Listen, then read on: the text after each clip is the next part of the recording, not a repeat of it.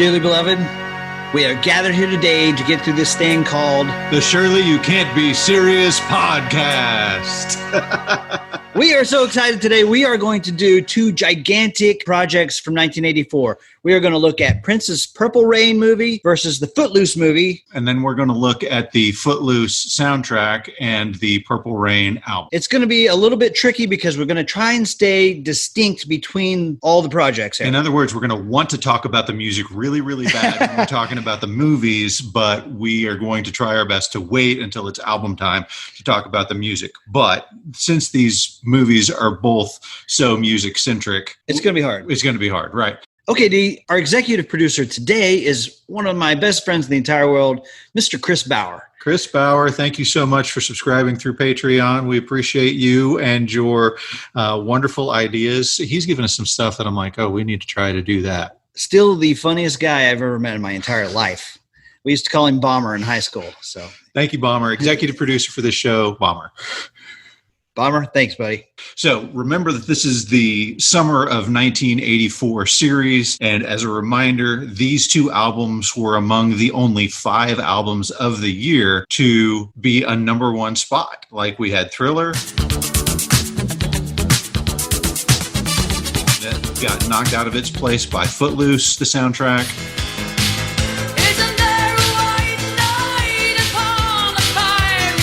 And then along came Huey Lewis and knocked it out.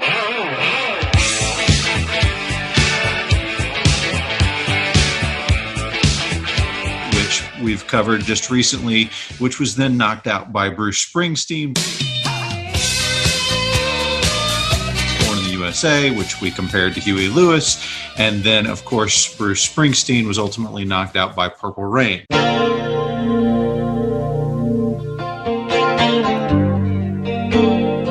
Now, I've already done it. I've already started talking albums, but it's important to know that these albums wouldn't be the same without the movies. Oh, absolutely. And before we go too far down the road, you mentioned all the number one albums of 1984. Yes. Purple Rain took over in August and reigned supreme through the end of the year. Yes. Do you know the album that knocked it out of its number one spot? No, what was it? It was Born in the USA by Bruce Springsteen. Oh, he made a comeback.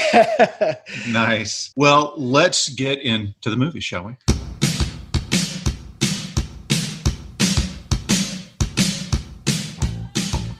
Yes. Kick off your Sunday shoes, and here we go. You could fly if you'd only cut loose. Let's go. Footloose. Okay, so our story on Footloose starts back in the 19th century. I know, right? This is amazing.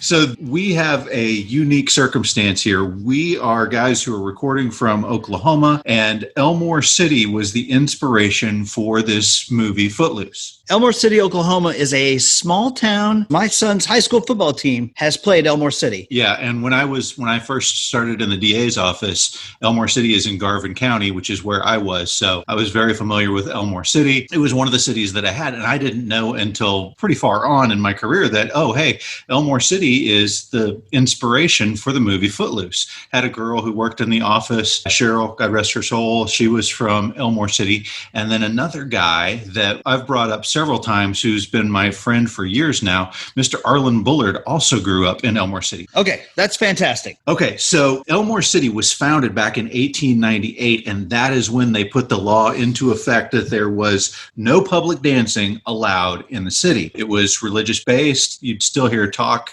back in the 70s of, if this is the Bible Belt, Elmore City is the buckle. Sure. Right? And so in the late 70s, some high schoolers, they were freshmen at the time, they started saying, hey, we don't want to just have a banquet. We want to have a prom. But you couldn't have a prom because public dancing was outlawed, right? Right.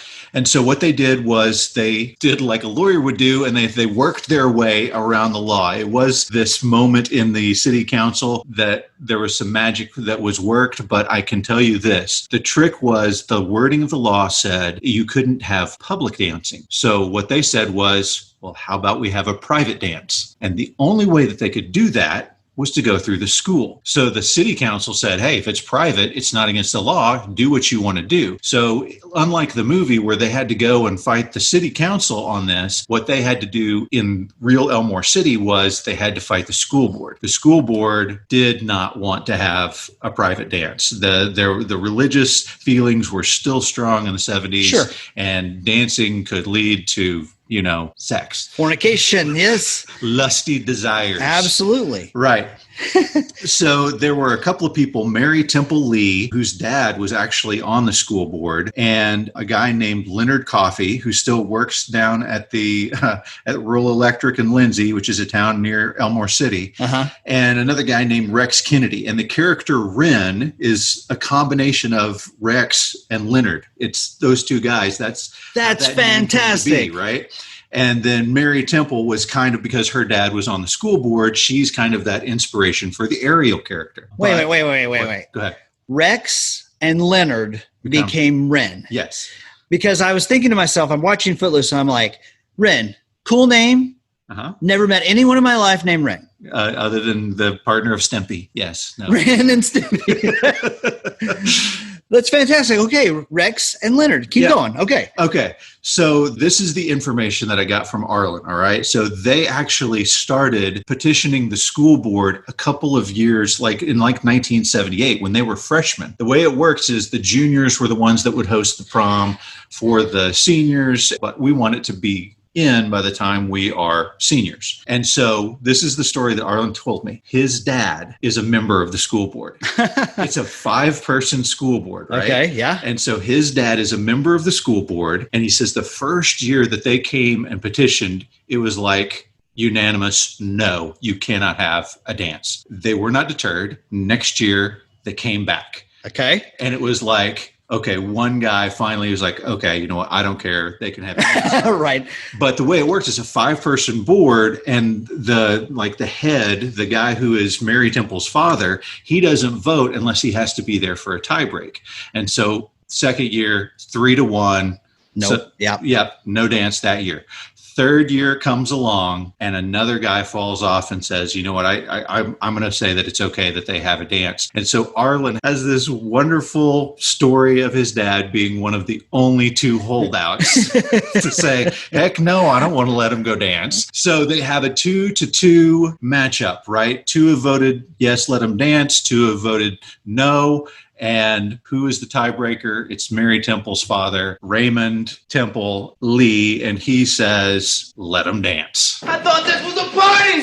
Let's dance! All right. That's fantastic. So there's a great news story that came out in 1980, and that spawned so much interest that there ended up being a People magazine article. It was in several different magazines, just this hick town finally said, let the kids dance. And so it made a lot of national news. And that is what inspired our dear friend, Mr.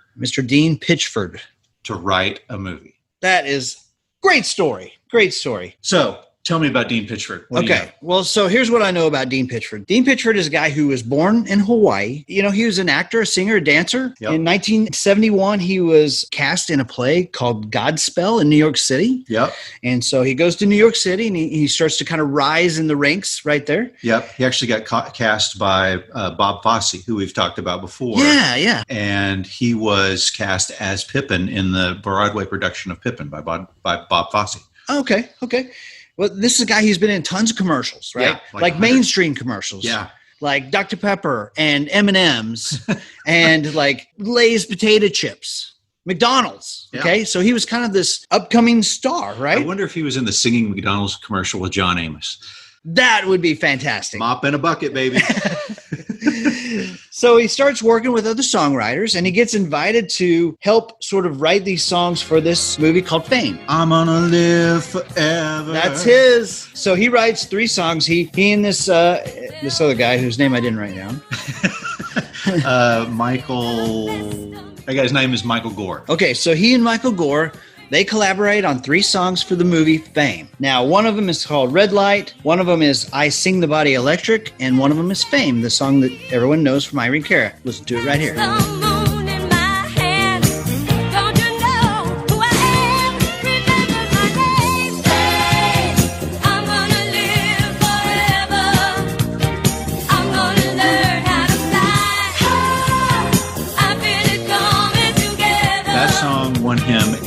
Grammy, it won him a Oscar, and it won him a Golden Globe. So not bad. Yeah. So he gets together with a guy named Kenny Loggins and another guy named Steve Perry. Wait. Kenny Loggins and Steve Perry. Yes. Together again for the first time. Not Loggins and Messina. Just Kenny by himself, and not Journey, but Steve Perry by himself. And they write a song called Don't Fight It, which ends up being a top 20 hit, also Grammy nominated. And he co-wrote the theme song for Solid Gold.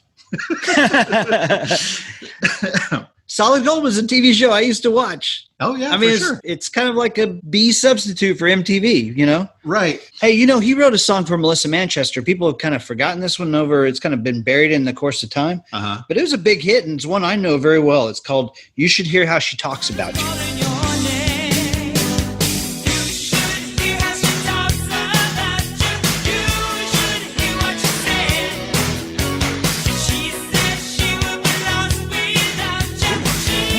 Yeah, for me, that's a little kid top down, turn it up song.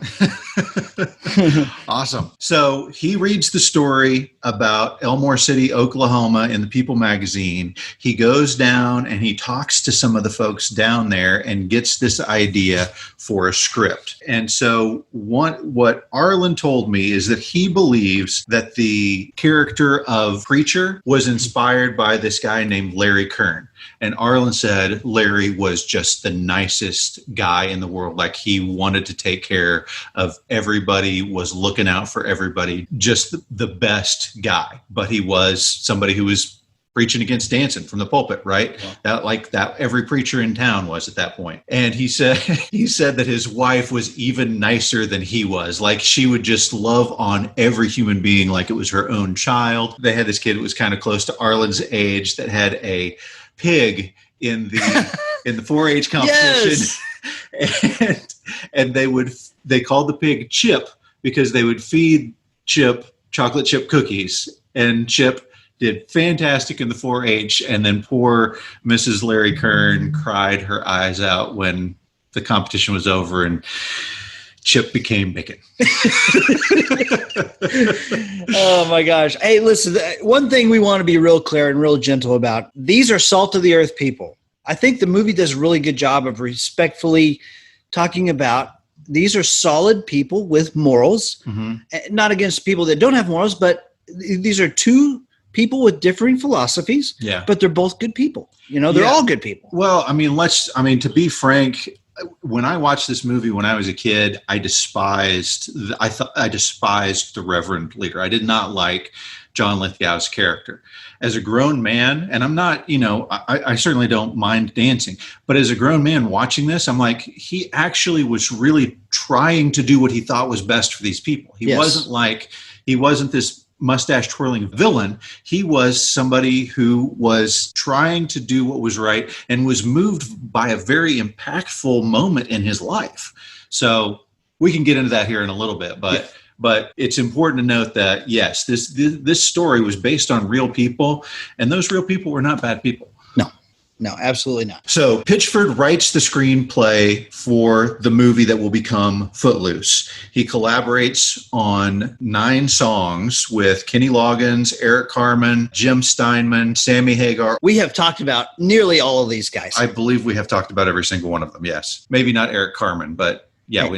One of these days when we talk about Dirty Dancing, his name's going to come up. And that's an interesting point. When we originally talked about doing Footloose, we talked about comparing it to Dirty Dancing because it's kind of the guy-girl perspective on these two, forbidden dance movies. Yeah. But I really like the way that we fell out and landed on this versus Purple Rain. Yep, me too. So he writes the script, and the film lands with film director Herb Ross. Now, we talked about the fact that Dean Pitchford was a song and dance man. I mean, he was singing and dancing and acting. Herb Ross also started off as a dancer turned choreographer turned Broadway director turned film director. Yeah. He directed a bunch of Neil Simon stuff. I Ought to Be in Pictures. He directed Pennies from Heaven that had Steve Martin in it. He directed Max Dugan Returns, which we talked about. Yeah, that was Matthew Broderick's first movie. Yes. And then he has his first really huge hit with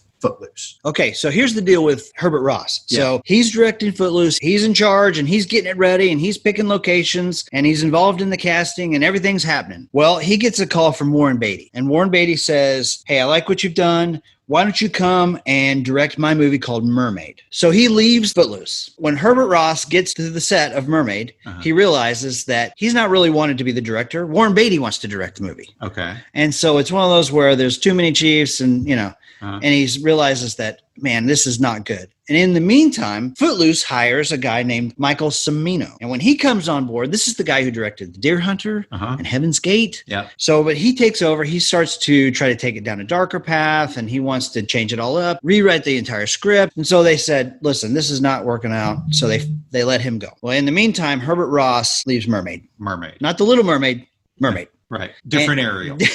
Different Ariel. Good. That's funny. Yeah. So he calls Dean Pitchford and he says, listen, I want to come back. And they're like, come on back. Good timing. We just fired the other guy. Yeah. So Herbert Ross comes back and takes over Footloose. Right. Let's flip over to the inspiration and the beginnings of Purple Rain.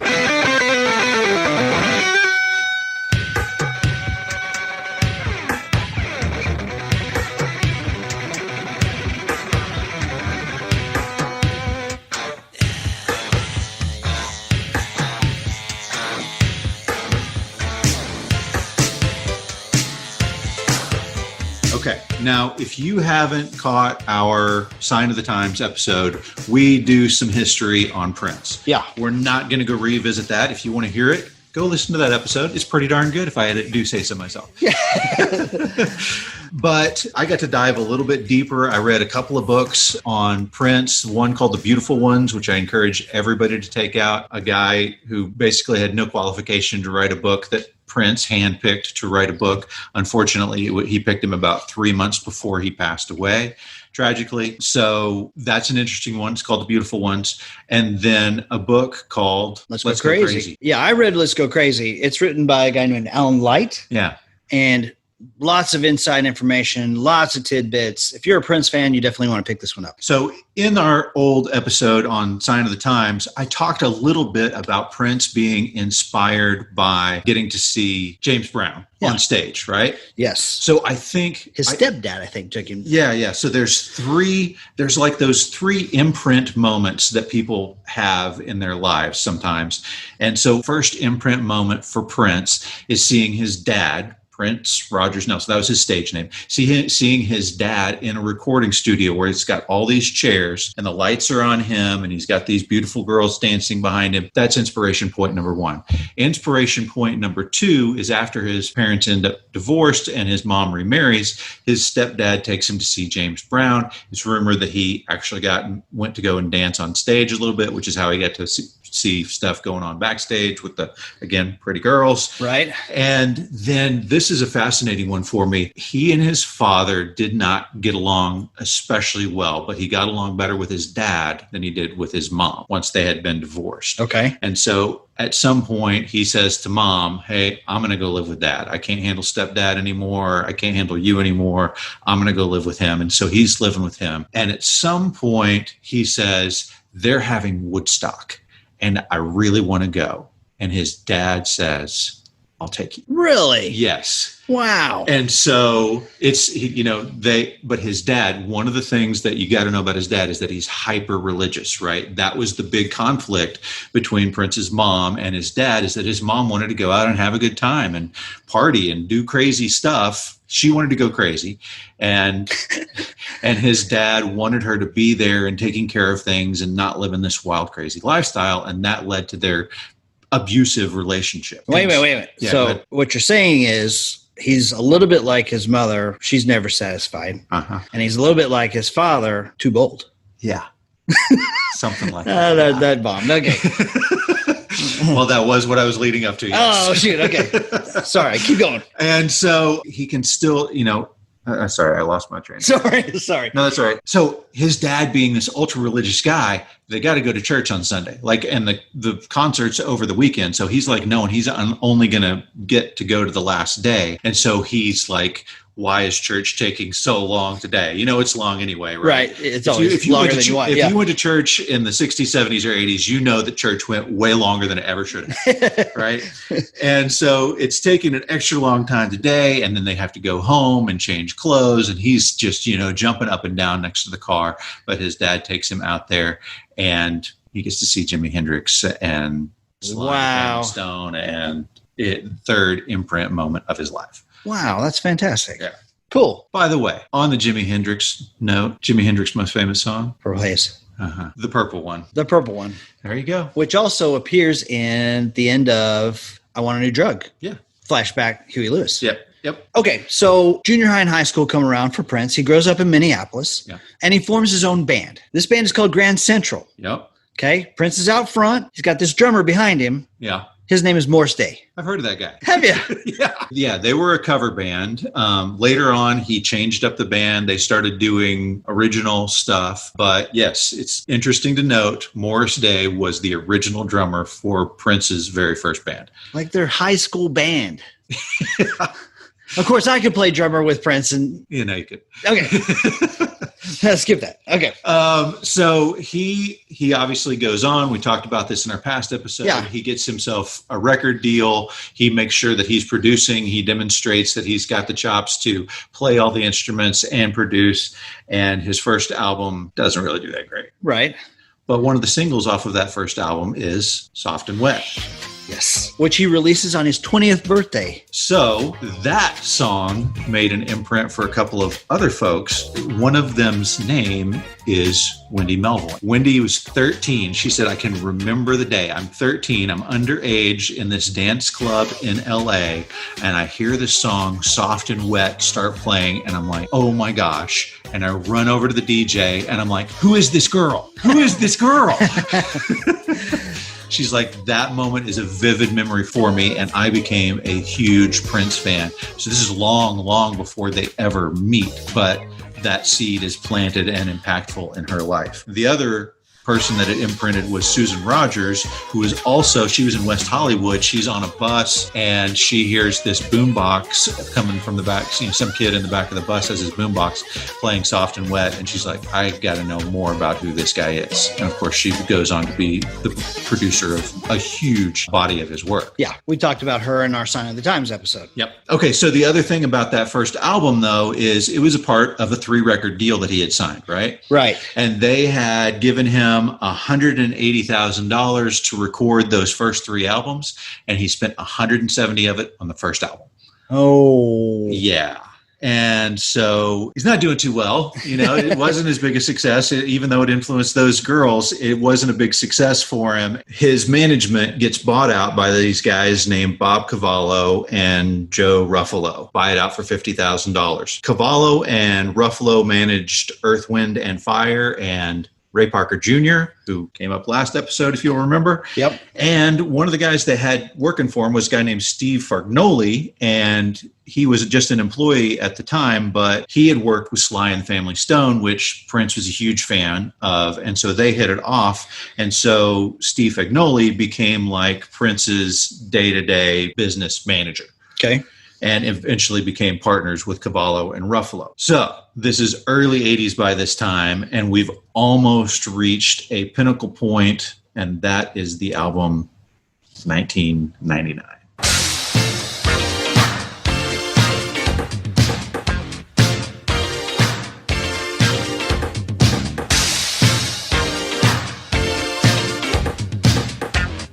Okay, so most people are familiar with 1999. He had some success off of Dirty Mind and Controversy, but 1999 is really where he came into the mainstream, right? Right. So he had the big hit 1999. Well, maybe. Like when it first got released, first came out, right. It didn't really do that well. It's crazy. And then he puts out Little Red Corvette. And that blows up. Little Red Corvette blows up. And so they re-released 1999, and that's when... And then that blows up. Yeah. I remember riding my school bus to, the yellow bus to school. Uh-huh. Not the short one, the long one.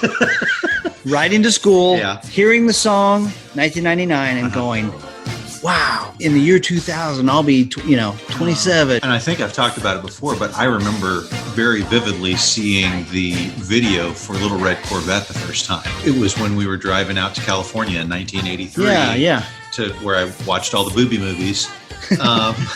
But on the hotel stop along the way, the TV they had in the hotel had MTV. Turned it on. There was Prince singing Little Corvette, dancing his boots off over Des Dickerson's guitar solo. Yeah. So he's had some success. Yeah. But he's not really like movie star material. Right. But he comes to the end of this 3-record deal. And he goes to Bob Cavallo. Yeah. And he says, I want you to get me into a movie. Right. Bob Cavallo's like, we've made you. Like, we're a big part of why you are successful with 1999, and now you're going to give us ultimatums like I've got to get you in a movie. Yeah. And he's like, yeah, I'm not signing another deal until you get me a movie. And he's like, I don't want to be one of your, mafia kind of deals. He's like, mafia? Listen, man, I owned a nightclub. I went to Georgetown University, okay? I'm not mafia. I read an article where Matt Fink, Dr. Fink, the keyboardist, is like talking to Prince saying, are you sure we're big enough to do this? They're not. Yeah, they're not. They are not. I mean, if It's you look crazy. at it back then, it doesn't make any sense other than Prince is Prince and he's just determined to do it.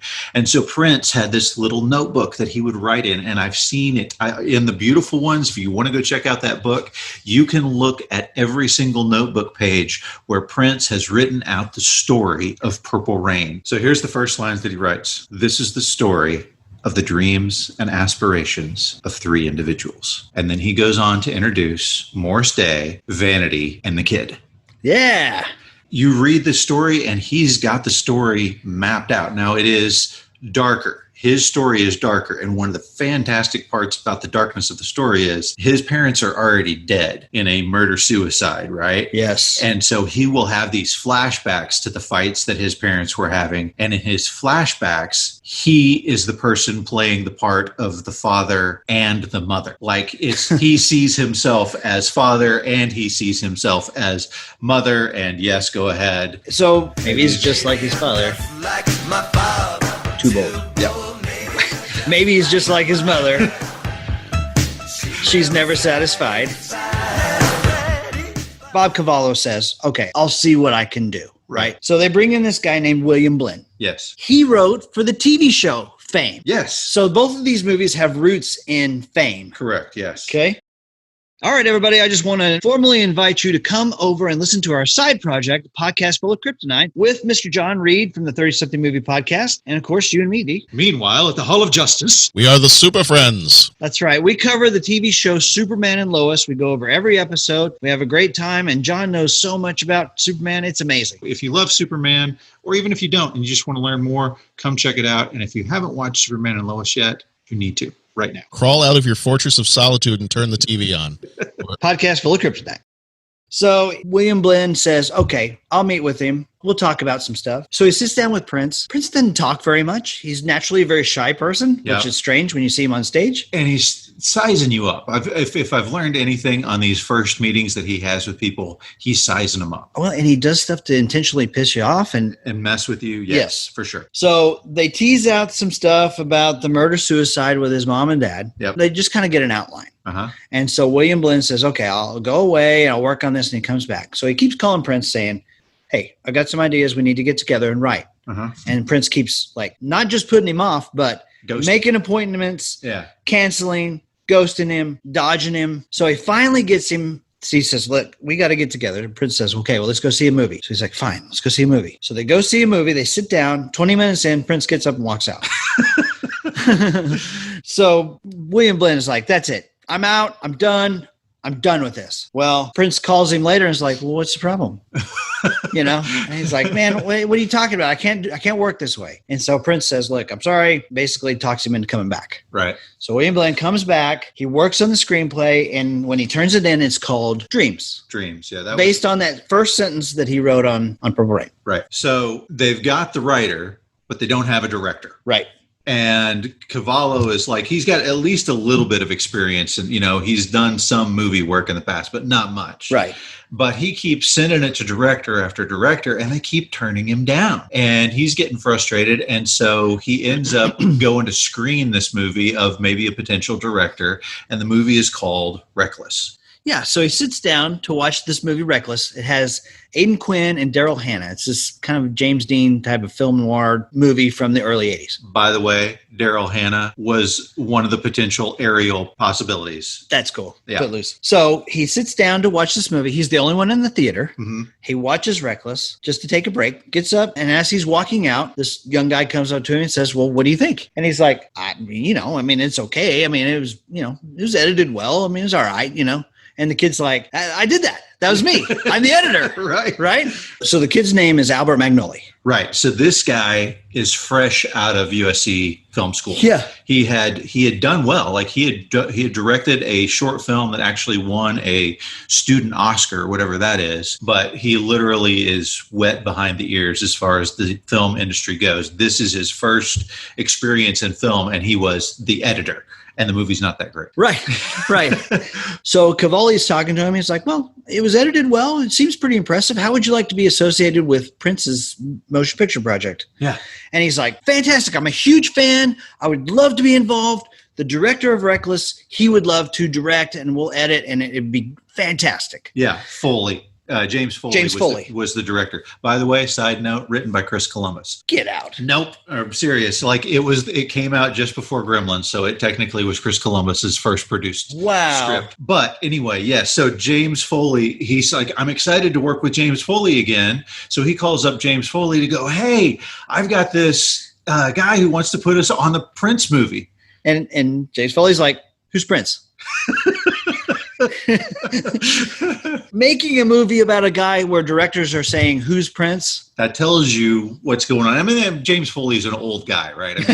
He's been directing a lot of movies that were much older than this. But he's like, okay, let me just, let me get the script for you and you can read it. And so he gets the script. He sends it over to James Foley. James Foley calls him back the next day. He's like, have you read this? This is terrible. I am not going to make this movie.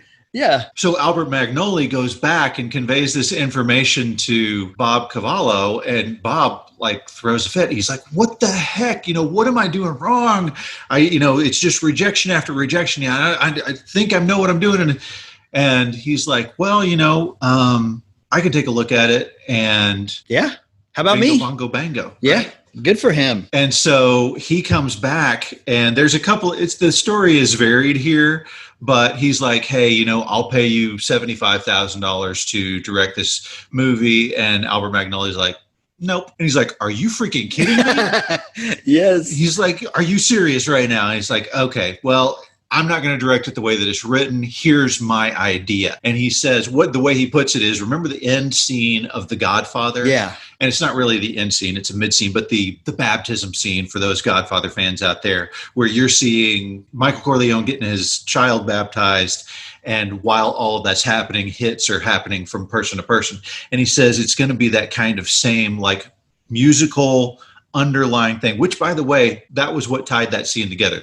Francis Ford Coppola was about to kick that scene, but the music guy was like, why don't you put in organ music over the top of all of this? And that's what made this scene such an impactful scene. Yeah. And so he says, what we're going to do for the intro to Purple Rain is that same idea. We're starting with the song, and the song is going on while we're introducing all of our characters in these shot-by-shot presentations. We see Morris Day pimping up and getting ready to come out of his house. We see Prince on stage lighting up the crowd, and we see Apollonia coming out of the taxi, fresh into the city, and sneaking carefully into the nightclub. She bails on the cab driver and races off to go try to get in First Avenue. Yeah, and he won't let her. She's like, I have a meeting with the manager. And he's like, the manager doesn't have meetings. You're full of. Yeah. And she's like, oh, and he gets distracted and she runs in the door. Bolts in. Beautiful. And it's a great intro That scene. opening scene is fantastic. You're right. You get introduced to all three characters. You know who they are. You know what they're doing. And the song is phenomenal. Absolutely. But we can't get into it yet. Let's not talk about that. Before all of this happens, obviously, Sure. while they're still preparing, they bring Albert Magnoli over to talk to Prince for the first time. And as far as Prince knows, like the idea is this is a new director, and so he's not going to be any trouble, and he's going to shoot the script the way that the script is written.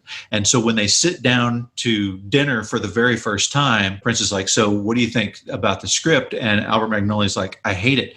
I don't want to shoot that movie. I would like to shoot a different movie. And he's a very excited, like animated guy. And he launches into what his story idea is for the movie and goes through all of it. And Prince is like, everybody leave. And I was like, oh, crap. And so like everybody leaves and he's like, you come with me. And they get in the car and Prince is driving silently with Magnoli in the car, and he's just like, what the heck, what's going on here? And then they take this exit like into this pitch black, middle of the downtown, who knows what's going on. Prince parks the car and he's like, what do you know about me? And he's like, what? He goes, what have you learned about me? And he's like, I don't know what you're talking about. He goes, listen, you just told my life story in 10 minutes and I want to know how you know it. And Albert Magnoli was like, it's just the story that I had. And that is how he became the for sure director of this movie. I thought you were getting ready to tell me that he made him purify himself in the waters of Lake Minnetonka. Probably. That's a fantastic story. So I've got this funny little nugget. This is so cringeworthy, I can barely get it out of my mouth. Okay.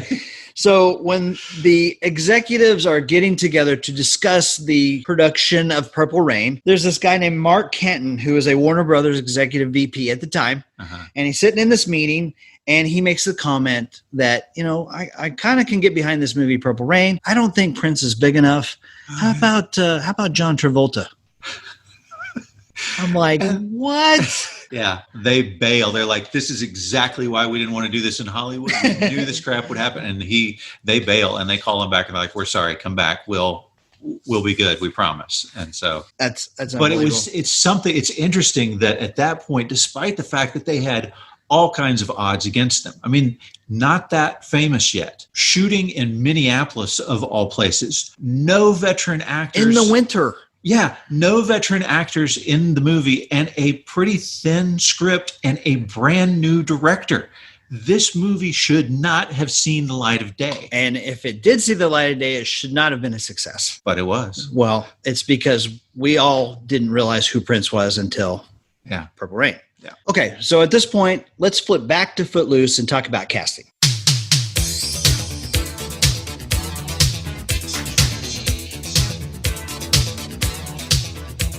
Sounds great. Okay, before we do that, though, I wanted to make mention, Footloose was originally called Cheek to Cheek. Yeah. That sounds like an old 40s, like Fred Astaire, Ginger Cheek to Rogers cheek. deal. Yeah. Kick off your Sunday shoes. No, no, I don't think so either. But, I mean, really, that was just kind of a working title until they came up with Footloose and Fancy Free. Right. And then they just, shortened it down to Footloose, and it's perfect. Yeah. It's perfect. Yeah. So, casting.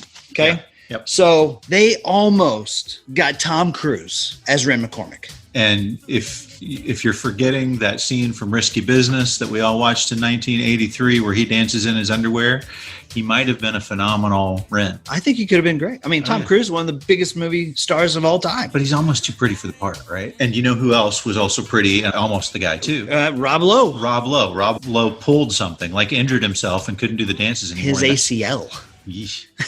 So listen to this. So they bring in Tom Cruise. Yep. He convinces them, I can do this dancing, which I'm not sure that Tom Cruise could do the dancing, but, good enough, I guess. Sure. So Tom Cruise was shooting all the right moves. Yep. He had bulked up to play a football player. Yep.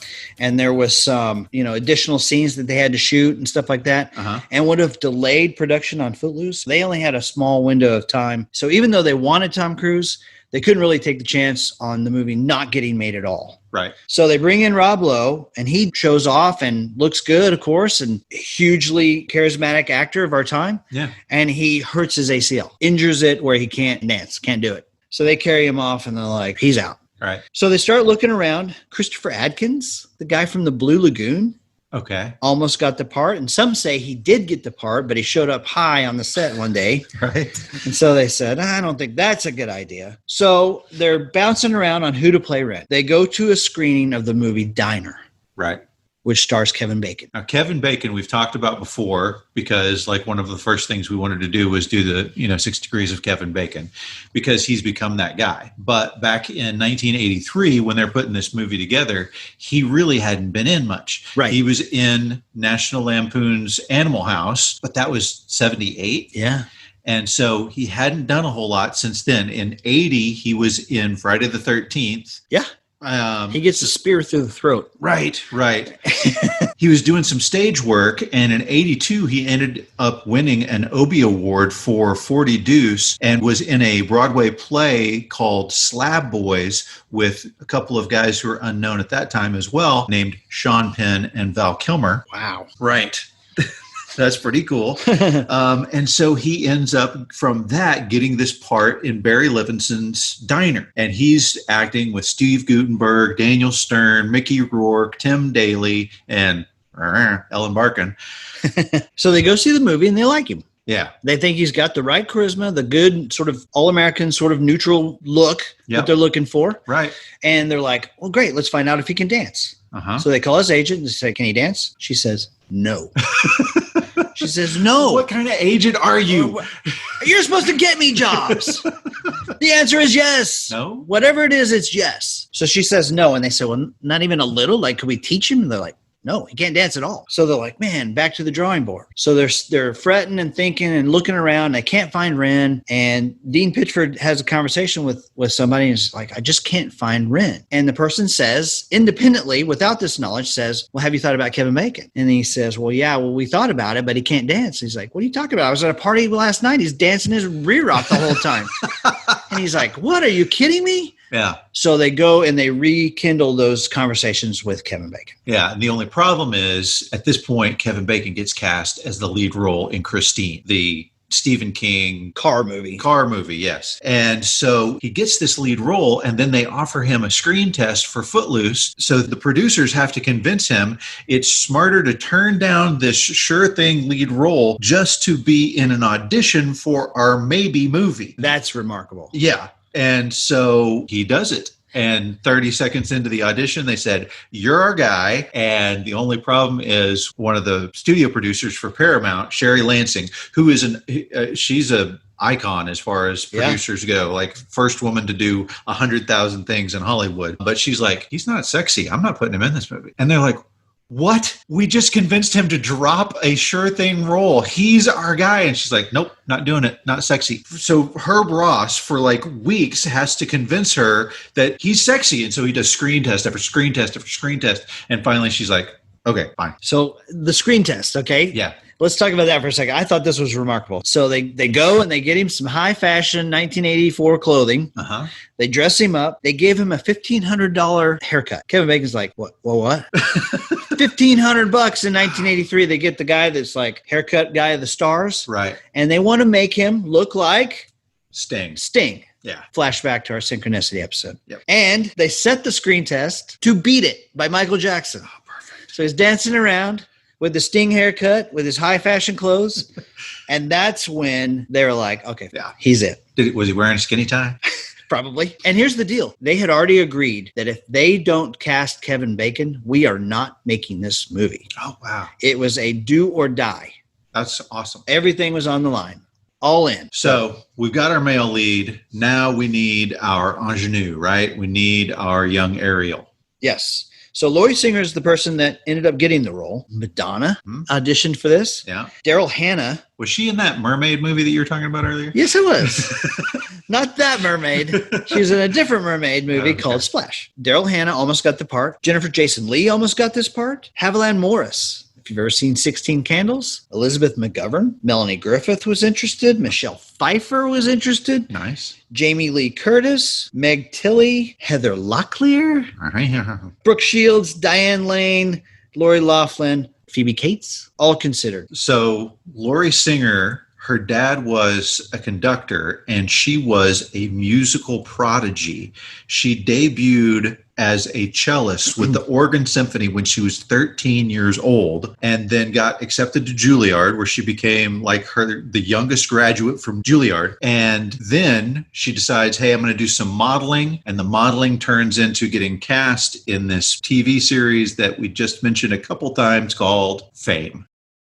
It all goes back to Fame. She plays the part of Julie Miller, who is a teenage dancer and cellist from 1982 to 1983. And that is what gets her in front of them to be our Ariel. Fantastic. Okay. You mentioned Sean Penn earlier. Yep.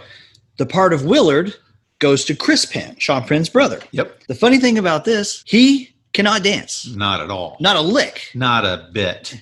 Like Kevin Bacon was said not to dance. He really can't dance. Like Kevin Bacon said that he showed up to the dancing class with a cigarette in one hand and a Pepsi in the other, was trying to do the dances. And they're like, could you put that out?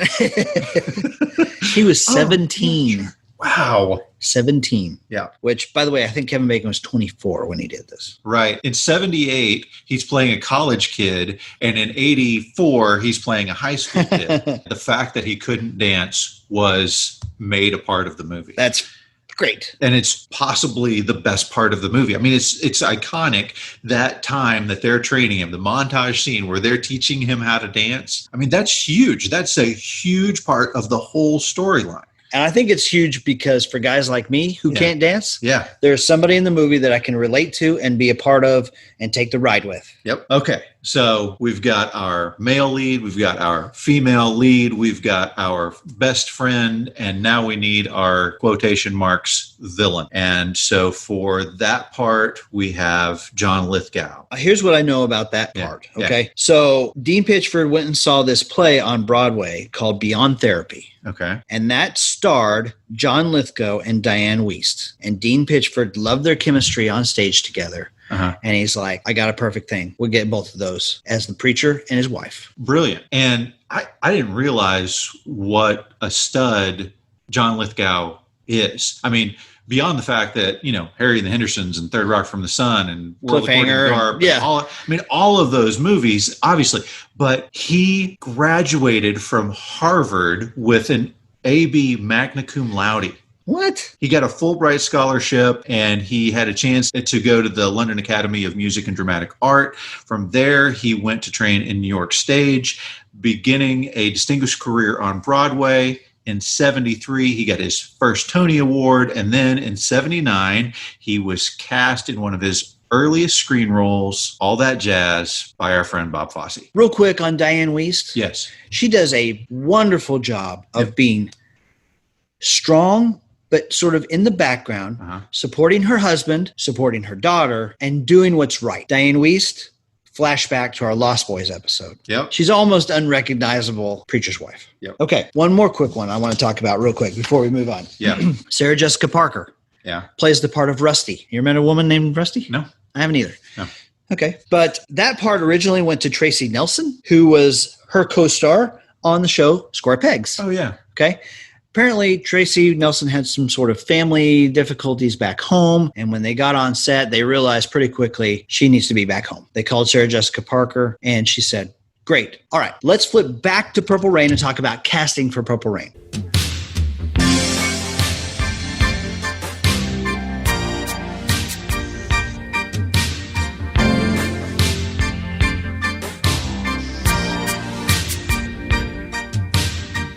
Right. So the part of the kid was to be played by Prince. Not John Travolta? Not John Travolta. Screw you guys. I'm going home.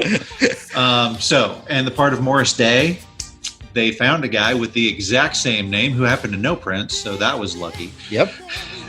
Yes. And then the part of Apollonia was supposed to be played by Vanity. Vanity was Prince's girlfriend at the time. Yep. She had been involved in his rock group called Vanity Six. Yep. Who had a couple of hits.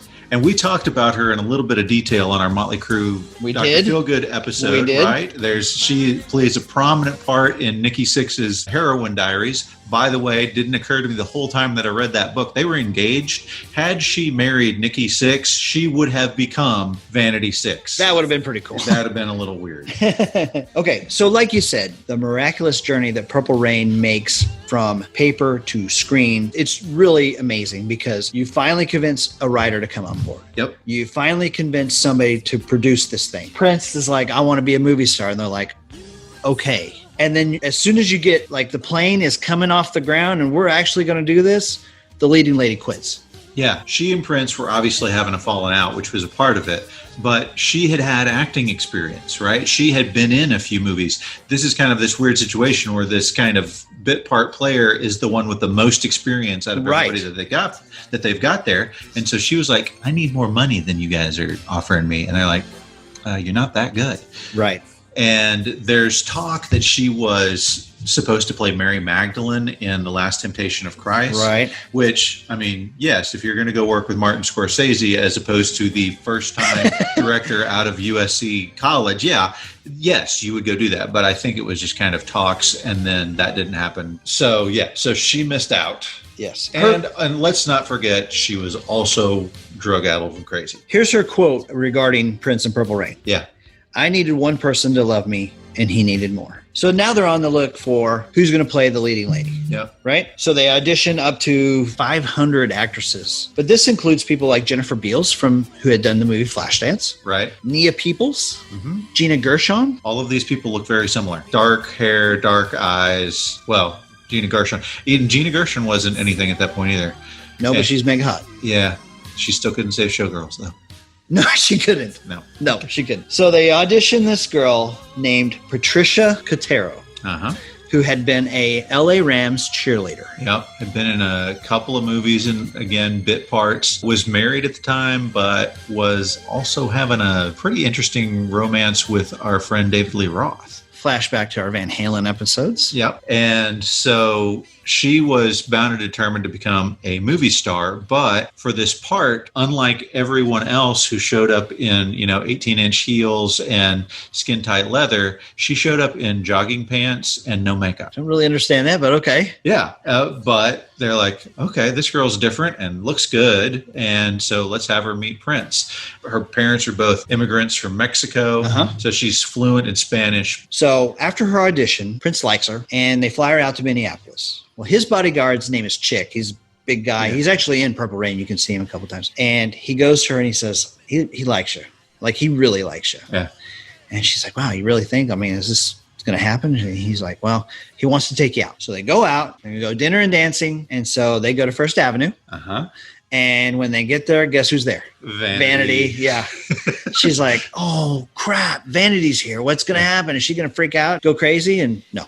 Just stood there glaring from the side. So Prince was wanting to see how she was going to react, probably messing with Vanity as well. After that night out, he's like, this is my girl. I can work with this girl. Sidebar. So she ends up seeking out Vanity to make friends with her, right? And they become friends. And at some point, they get together for lunch, and Vanity is like, so, are you doing any more movies? What have you got going on? And Apollonia is like, oh, yeah, I got the female part in this movie called The Last Dragon. And Vanity's like, gets up, walks over to the phone, and she's like, she could hear her screaming at somebody on the phone, comes back, sits down. And as it turns out, she didn't have that part because Vanity got it. Yeah. By the way, we should back up. Her name is Patricia. She went by Patty. Yeah. Patty Cotero, not quite as strong a stage name as Apollonia. Right. Apollonia, again, comes from Godfather. The Godfather. Right? Yeah, the pretty Italian bride that Michael Corleone had that unfortunately gets blown up. So he goes to Patty. Yeah. And he's like, I see you more as a one name type of girl. So last name gone. We're just going to call you Apollonia. She's like, whatever you say. Sounds good. Let's do this. So Apollonia 6 initially had this song that you might have heard of called Manic Monday.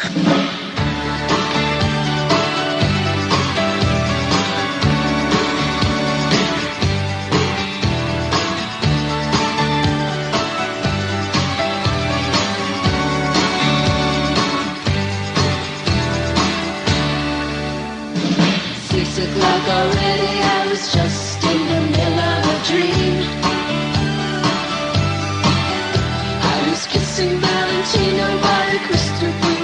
I listened to it on the way here today. Yes. You listened to that version? Yeah, it's a demo. Uh-huh. So it's not polished like it should be. Yeah. But the Bangles is way better. Oh, yeah. And oh, for sure. Especially the bridge in the middle.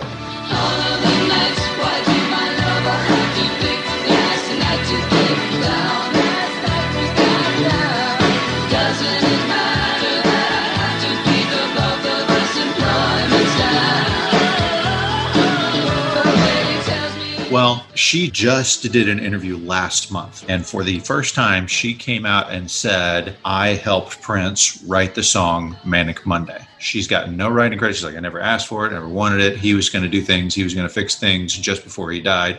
Who knows? I've gotten, it's suspicious to say the least.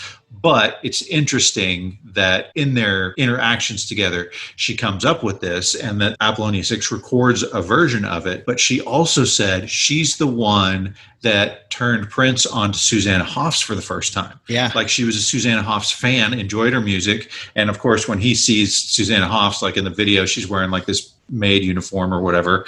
And he's like, oh yeah, I can work with that girl. So that was how he took that song and gave it to the Bangles. Oh, yeah. There are a couple more casting things that we need to talk about. So the only actors that had acting experience in this movie are Apollonia. Yes. And the mom and the dad. Go ahead. I was just going to say, Apollonia was in a TV show that I used to love as a kid, but I barely remember. But it's based on Raiders of the Lost Ark. It's called Tales of a Gold Monkey. Oh, wow. Do you remember that show? No. Not a bit. So mom is played by Olga Karlatos, who really hasn't been in much else. But the dad is Clarence Williams III, who just last week passed away. Tragic. Yeah. But he was Link on the Mod Squad. He was the cool guy on the Mod Squad. Lincoln, whatever his last name was, Link. Yeah. He was just cool dude. And I got to say, his performance in this movie is Oscar worthy, in my opinion. It's really, he does such a good job with this movie. He adds the depth and the emotion and the anger and the rage that this, really the crux of the story depends on. Yeah.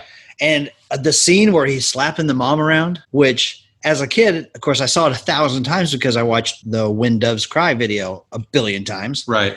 He's like slapping her around. Prince comes in and he shoves him to the floor. At the time, I remember thinking, man, he's really beating her up, Yeah. It's just very intense acting. Yeah. Yeah, you can't actually beat the actors up. They don't like that. Okay, so that's it for this week's episode, Purple Rain versus Footloose. Come back next week. Yeah, be sure right now, you get your phone right in front of you. You lasted this long. If you haven't, hit the little follow or subscribe button on your podcast app. Do that now so that it will automatically pop up as a little reminder to you to come join us because we love having you. That's right. We only have 3 weeks left on our Summer of 84. After this week, next week, we're going to finish up the movie comparison, and then we're going to go track by track through both of these albums. It's going to be fantastic. Yeah. Join us then.